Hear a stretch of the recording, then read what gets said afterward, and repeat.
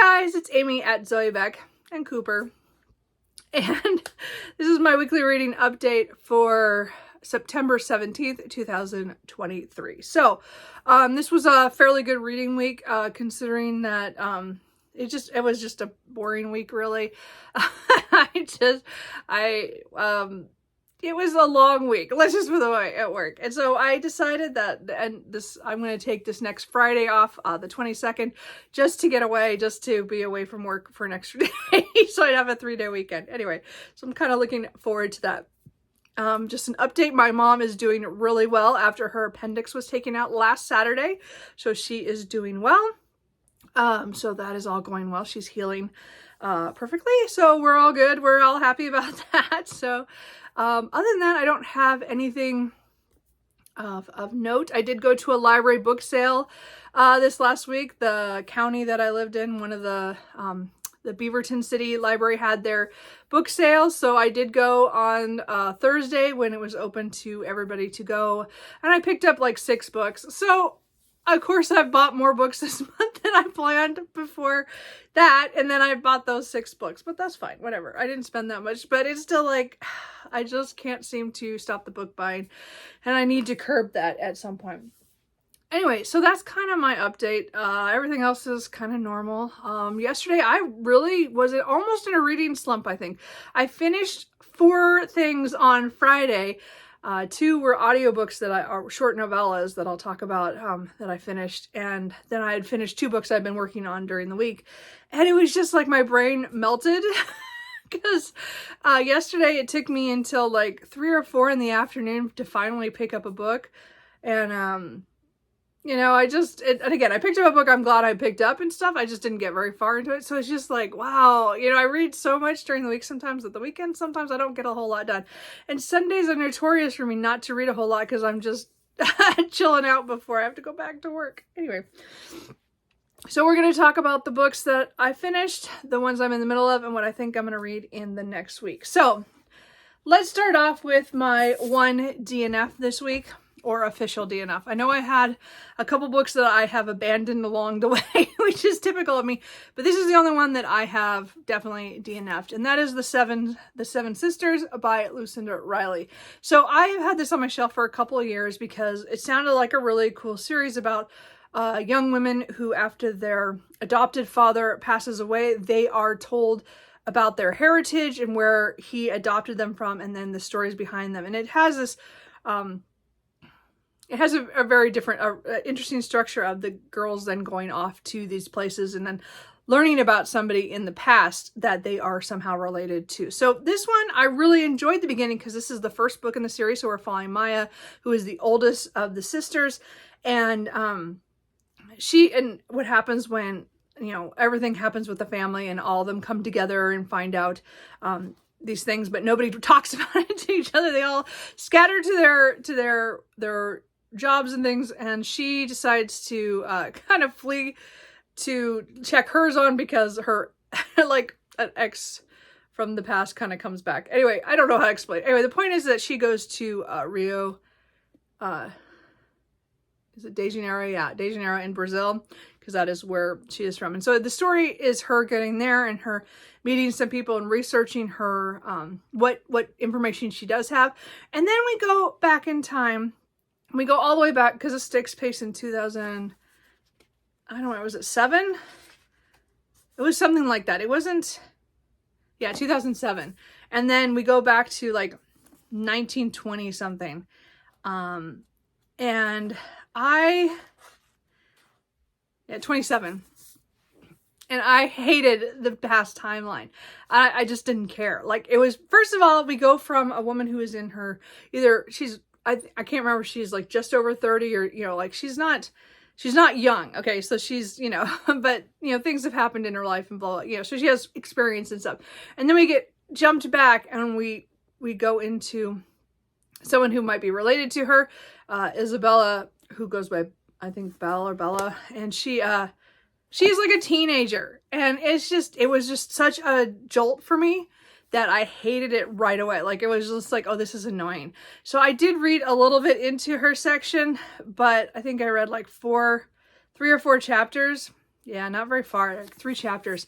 And I was like, I'm done. Like, I'm tired of this already. Like, this was not even interesting to me. Mostly because it's setting up that she is going to have to, she's being, you know, because of that time period, and her father is trying to get her to marry very well to help establish their family, you know, in the higher ranks of the city and stuff. So it was just, you know, I don't know. I lost interest. So, yeah, this one, so I did get 137 pages in, and then I just went, I'm done. So this is, DNF. I'm sad because the series sounds really cool, but I think it's going to be like that with every book where we get the sister going somewhere and then we're going to get a past timeline.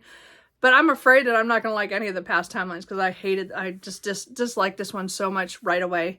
And I was like, I don't care about her story. So, well, that's the series I'm not going to worry about. So, anyway, so let's talk about some of the books that I actually finished. So I did finish my reread of The Six Sacred Stones by Matthew Riley. I finished this on Sunday. So this was just this is a fun adventure novel. This series is following Jack West Jr., and he and his team are trying to save the world because with historical, ancient machines kind of thing. Think of very smart ancient aliens kind of thing. And it's kind of talking about it was like big monuments that were made during like Ramses II's era, you know, time, and then they're all trying to put these things into place because of certain astrological actual event, like moons are put in certain orbits or what are in certain alignments or something. They have to do it by a certain time to get something done, to get some kind of knowledge or get something from these, or they'll destroy the world. So they're really action packed. They're just fluff. I mean, really, I just enjoy these because there's a lot of history and events in here that he's twisted to make it work for the story. So, I mean, don't take them like literally that's the history, but I like it that it gives you so much details of some of the history of, you know, back in ancient times that you would want to kind of know more about that, like what really maybe happened, but we don't know because a lot of this stuff is lost to history. So anyway, I did enjoy this. Again, this is book 2 in the series. So, I had read the first 3 as they came out, and then he had, he had a family tragedy, so he had stopped writing for a little while. So what happened is that I've lost track of the series in that time frame, and then, you know, now all 7 books are out. So this is a series I want to complete, which because I never have. So again, I've finished my reread of The Six Sacred Stones. I then listened on audio to Iron Council by China Melville. As I said, I started this last week. I hated this. Like, you know what? It's so sad because Perdido Street Station and The Scar were just fantastic in different ways. They were still messed up and they were so weird in a lot of ways. And I didn't really like the characters really at all or their decisions, but there was something compelling about the world and their situations that I still like read, and I had no problem with it. This one was just kind of So this one, again, these are like what are weird fantasy, but they're kind of steampunky in the way that New Chromosome, that's this New Chromosome trilogy is what this is. This is the 3rd book, final book, luckily. So I finished this series. So I finished the series, yay. But this one follows people are looking for this Iron Council. Iron Council was a group of people who rose up against their the people who were making them build a railroad, and they pretty much take over at one point. I'm not going to say how that all happens, but first of all, I didn't like the structure of this because the first part of the book is people looking for somebody who is looking for the Iron Council. And so we're getting them and their tragedies, things that happen on the way. That was a lot of fun. The beginning was really good. And then it switches and goes back in time to how Iron Council is formed and the people involved. And I was like, oh my gosh, I don't care. You know, like it just didn't do anything for me. If they told it timeline, if he had told it in timeline, as you know, it might have been different, but anyway. So then we jump back to where everybody's found everybody, and then what happens after that is just craziness. And again, The Scar kind of did that too. even Perdido Station did. They just kind of, he has really weird endings. Okay, this one I didn't hate the ending. It kind of made, it was interesting. I was surprised by it. It wasn't bad. It was just, wow, that was weird. It was weird and kind of, it does, like all of them have it where they all get up to this point and then it's kind of like a letdown. And I don't know if it's because it's just a long book and you come into the end, but there's just something about his endings. I don't know. I didn't really, I mean, again, that was not my thing I hated about this book. This book was just, it was boring. Like really overall of the series, clearly not my favorite. It's my least favorite of the 3 books. Actually, it's probably the least favorite thing I've read by him. I mean, I didn't like this Census Taker very much either, but that was short at least. This one was just, I did listen to this on audio by Gildart Jackson, and he does a really good job because he's got a really weird voice that does these voices for here, and it matched because I listened to the other 2 by him as well, and they're really good but weird. But again, these books are just weird. So I think I have 4 more, but they're standalone novels by China Miéville that I haven't read that I want to read that I already own.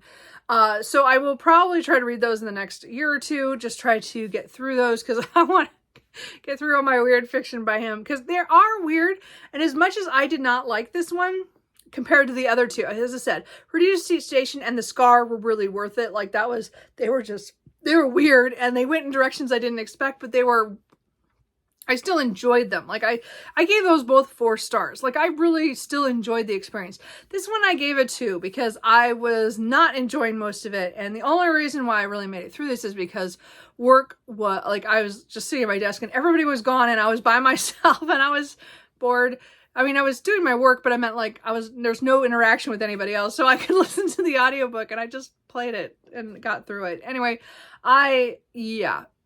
Now, this is like one of those books that I won't get rid of because I have the set of this like for the trilogy. So I'm not going to get rid of it right now, but this is not a book. I don't recommend this book, but I like the other 2 books in the New Chromosome series. So I would definitely recommend still Perdido Station because I've read that like 3 times. And The Scar, again, I read earlier this year and enjoyed it. But this one, I will probably never read this one again. It's done. And again, I still have a couple of his books I do want to read, but it'll be a few months before I even think about picking up another one of his books.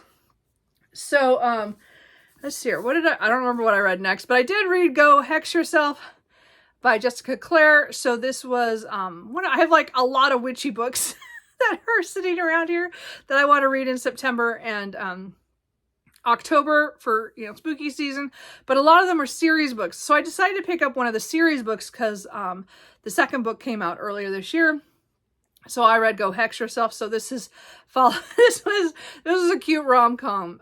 Again, I'm finding, which is really weird. So I'm finding that I am able now to read more contemporary novels. Again, there are some, as I said, I have had some luck with some just contemporary novels that are rom-coms, but I have found that there are certain brands of ones that I can read, and the ones that have witchy elements has worked as well. Not on everybody, because there are a couple books that I have DNF'd, but this one worked out really well for me. It just kind of was so cute. So Reggie is trying to find a new job, and she sees this ad for what she thinks is for like a card game called Spellcraft, and it's actually asking for an assistant for a witch, and she goes to it. She's a fish out of water. It's that kind of story, and her employer is this woman who looks like she's like a grandma age, but she's kind of goofy, and her nephew, which is the love interest in here, he is like kind of like standoffish and very like, oh, just get rid of her. She's not, she doesn't know anything. This is wrong. She's just, you don't need, an assistant who's like this. And then of course so it's pretty much antagonist to friends to lovers stuff kind of thing. I really enjoyed this. I mean, I would say this is definitely, it does have some spice in it. So it was just fun. I really liked the way things turned out. I didn't quite guess the end. I came close. Like I thought about it for a second and then I was like, oh no, it's not that. It was, but I didn't catch it, but I really liked it. I just loved it. For a witchy book, because again, it's talking, so she gets kind of inducted into the magic and things kind of go wrong, and then somebody curses some of the people in the house, and then that kind of sets it all off. And then they both have very much trauma from their childhoods, from their parents, and so I think they recognize a lot of stuff from each other. That's kind of how their friendship starts, but it takes them a long time to get to there. It was just fun. I really enjoyed this. So I will admit that yesterday I went out and bought the second book so that I can continue the series, but I really did like this. So I'm glad I read that. And then I finished my buddy read with Tea and All the Books, On the Edge by Alona Andrews. This is the first book in the Edge series. So this one surprised me. I'm actually surprised at how much I enjoyed this. I had not heard very good things about this series back when this came out, because this was published while they were publishing kind of the middle part of the Kate Daniels series. So I was kind of wondering, why nobody really talked about this series. So it's really written very differently. Most of the Alona Andrews stuff is written in first person, and we're usually just getting a few perspectives at the most. Mostly it's just the first person perspective from the main character. This one's actually told in third person, and we get quite a few POVs. But we're following Rose, who is an edger, which means there's this world. Again, this is a paranormal or urban fantasy. So there's the weird, which is where all the magic is. Then there's the edge, where she lives, that has people who have some magic, some don't. But they can cross from there. Sometimes into the weird, maybe not if they don't have enough magic. Or they could also go to the broken, which is the normal earth like that we live in, where there's no magic. So she is an edger, so she kind of lives on the edge of a lot of things of society due to the fact that she was born in the edge and she doesn't have all the documentation of the broken. So she kind of works under the table, and so she's trying to survive. She's taking care of her two younger brothers, and her grandmother also lives within the edge, but she has her own family history. And then something starts happening where these hounds start to show up that are very monstrous, and then a blue blood, or somebody who has power from the weird, has showed up on her doorstep, and so then we get to meet Declan, and it's just like this just went in different directions than I expected. I would say it's definitely firmly, I think it's still very much an urban fantasy, but it with a strong romance element in it, but not right away. Like it's definitely, it's I would say still more urban fantasy than a paranormal romance. I really love this. Actually, I was super surprised. I was not surprised because it's Alona Andrews, but because of what I had heard about it. I just enjoyed, for some reason this connected with me. I was very slow to like Declan. I was very slow to kind of decide if he was good enough for us, or like things were going on, or what was happening. And it was really well done. I think it was the magic is a really cool magic that is called Flash, where this kind of like whips out and destroys. It's kind of a neat thing. I don't know how to explain it. It was interesting. So anyway, we really enjoyed our buddy read of this one. So we are going to continue the series. There are 4 books in the Edge, and so we're going to try to read one a month so that we can get done by the end of the year. So next month we'll be reading, I think it's Bayou Moon, which is book 2. But what I found out is after I finished this and I went to look at that book, it turns out that this series we're not going to follow Rose and Declan in the next book. It's going to be... we're going to follow another couple. I mean, I like one of the people that is mentioned as one of the couple. The other one we don't know. But I was like, oh, this is... so that's where it comes more of the paranormal romance to me, when you have a different couple in every book. And it's all like that. All 4 of them are different. I'm hoping that characters cross over and we'll get to see them. But overall, I really, really enjoyed this. I'm actually surprised at how much I enjoyed this, considering that I did not hear much about it when it came out, or even later when I've read a lot of Alona Andrews. So I'm glad that we read that, and I'm really excited to read book 2 next month. So I did listened to, as I said, a few audiobooks on Friday from the library. Just because my audiobooks, I keep starting audiobooks and going, nope, not today. Oh, I did have one that was mine. Sorry, I did forget one that I read before some of these books. I did listen to Air of Uncertain Magic by Charlie N. Holmberg. This is book 2 in the Wimbrel House series. I read book 1, Keeper of Enchanted Rooms, earlier this year, maybe a couple months ago. I think it was this summer. Anyway, really enjoyed that. I really loved it. I didn't expect to enjoy it as much as I did. So the second one I bought on audio at some point. I think I bought the ebook and then bought the audio for cheap through Amazon and Audible. Anyway, I really enjoyed the second one goes on from the first, so you have to read them in order. It's definitely one of those series that you have to do it. And we're still following the main character. And Merritt and Hulda. And you kind of see things, the aftermath of what happened in book 1 is now in book 2, and it kind of, there's another baddie kind of thing, or we don't know really what's going on. And again, magic is involved. This is like 18.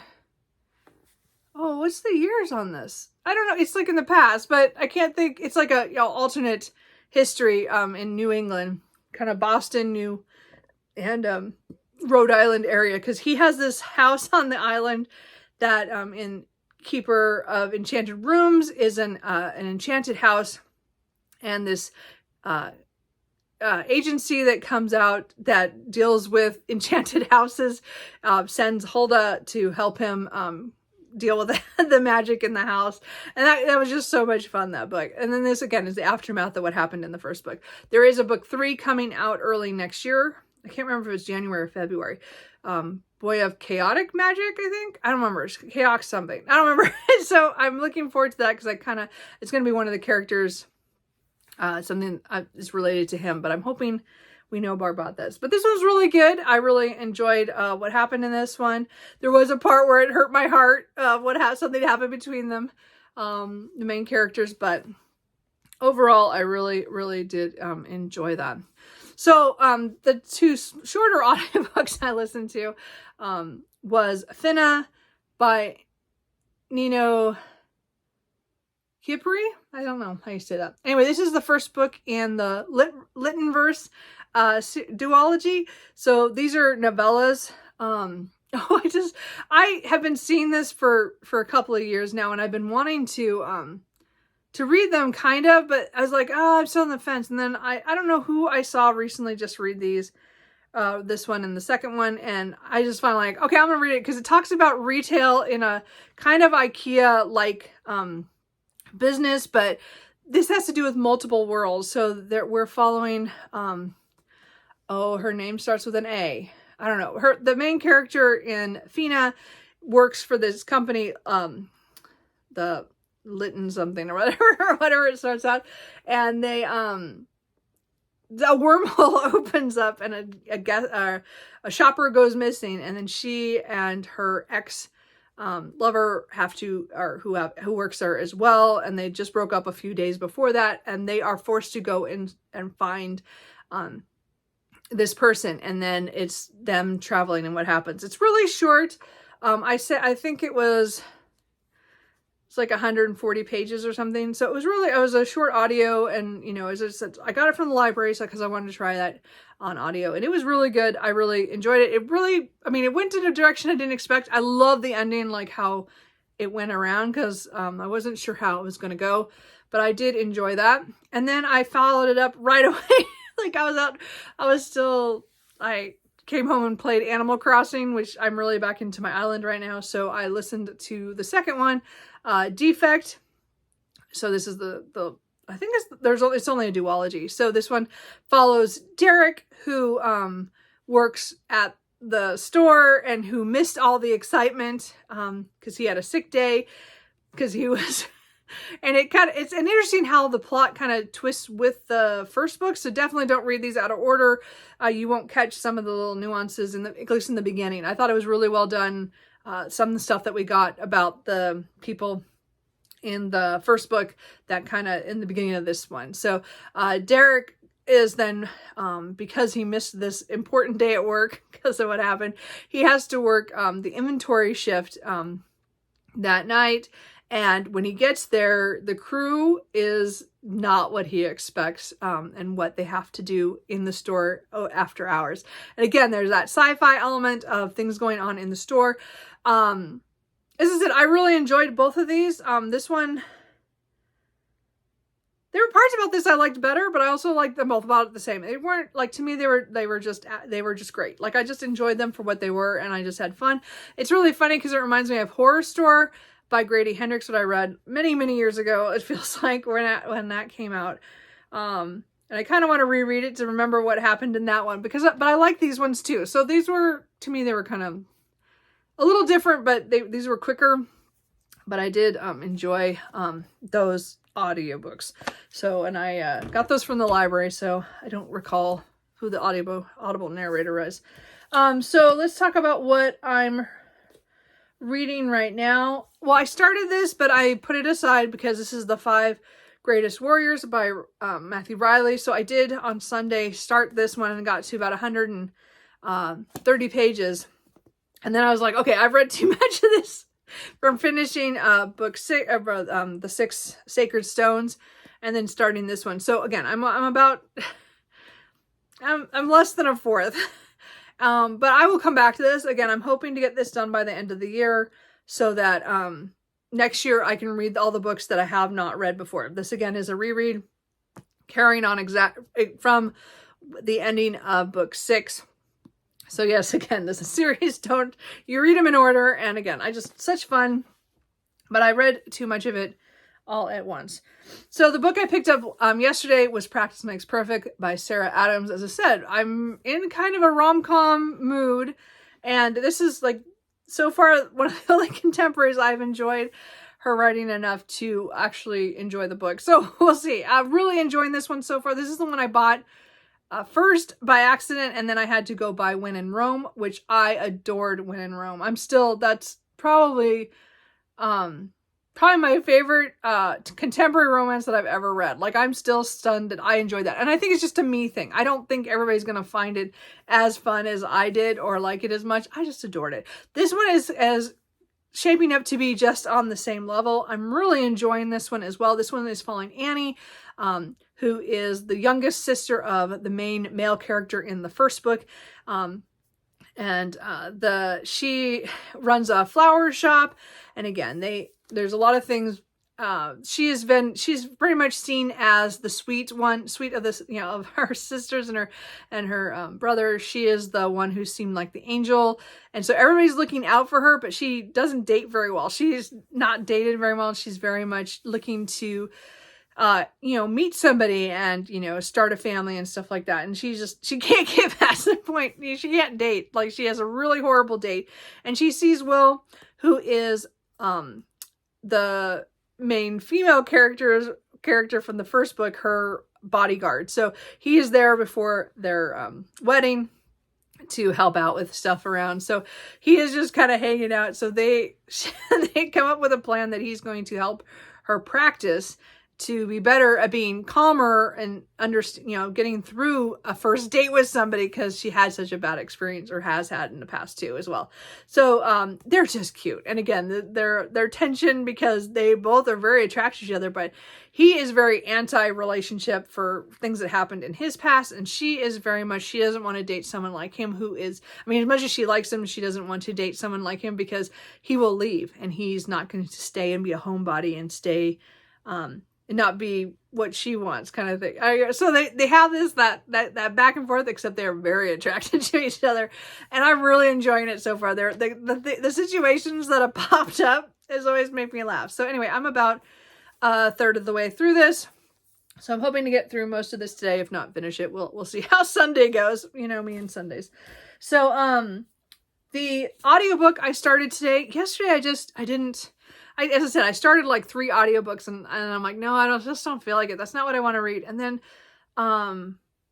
what was I can't even remember. Somebody mentioned something about Lord of the Rings last night. And I was like, oh, I really want to reread or rewatch those movies. Like, I love, those are like my favorite, movies ever, are the trilogy for the Lord of the Rings.